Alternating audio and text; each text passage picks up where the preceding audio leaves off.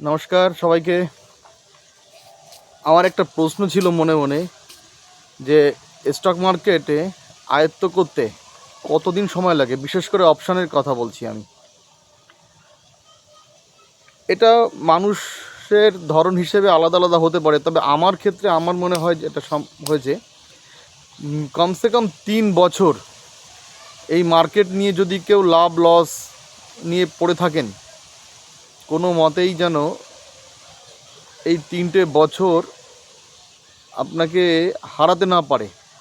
যেভাবেই হোক, সে লাভ হোক আর লস হোক, যদি আপনি মার্কেটে 3টে বছর কাটাতে পারেন, তাহলে এই মার্কেটে একটা ভিত তৈরি হবে যে এই মার্কেট থেকে আপনি আর্ন করতে পারার প্রথম দরজা আপনার জন্য উন্মুক্ত হবে। এই 3 বছরে আপনাকে সব কিছু শিখতে হবে।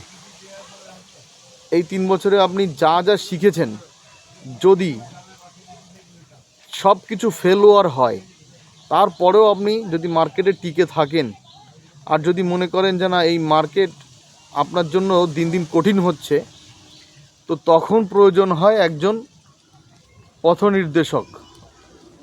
আমার ক্ষেত্রে যেমনটা হয়েছে। কেন পথ নির্দেশক বলছি? কারণ আমি 8 জায়গা ট্রেনিং নিয়েছি, ট্রেনিংয়ের নির্ফল 0, কিন্তু কোথাও না কোথাও একটা রাস্তা বের হবে আপনার জন্য, যেটা আমার হয়েছে।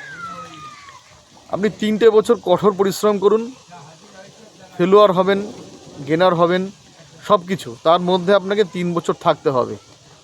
3 বছর থাকার পর আপনি বুঝতে পারবেন যে স্টক মার্কেটের ভালো মন্দর দিক। আর এই ভালো মন্দর দিকটা বুঝতে পারার পর আপনার জার্নি শুরু হবে। তাই বলছি, 3 বছর যদি কেউ কাটিয়ে ফেলতে পারেন, এই মার্কেট আপনাকে স্বাগতম, এই মার্কেট আপনাকে দেবে। 3 বছরের মধ্যে আশা করি আপনি যে শিক্ষাটা পাবেন, সেই শিক্ষার থেকে একটা নলেজ যদি আপনি বের করতে পারেন কি করা উচিত আর কি করা উচিত না, তাহলে আগামী দিনগুলো ক্লিয়ার। আর না হলে আরও 3 বছর পর্যন্ত চেষ্টা করলেও আপনি পারবেন না। ভালো থাকবেন। আমার ছোট্ট উপদেশ, জানি না কার কার ভালো লাগতে পারে, নাও লাগতে পারে, তবে আমার অভিজ্ঞতা শেয়ার করাটাই আপনাদের উদ্দেশ্য।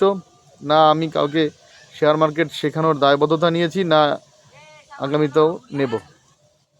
শুধু আপনার সাইকোলজি স্ট্রং করার জন্য আমার এই মনের প্রশ্নগুলো আপনাদের সঙ্গে ব্যক্ত করা। আর আগামীতে স্টেপ বাই স্টেপ আমার এক লটের লাভ লসের ভিডিও আমি আপনাদেরকে শেয়ার করব। আশা করি আমার টাইম সম্বন্ধে এবং আমার চার্টের কোন টাইম ইউজ করি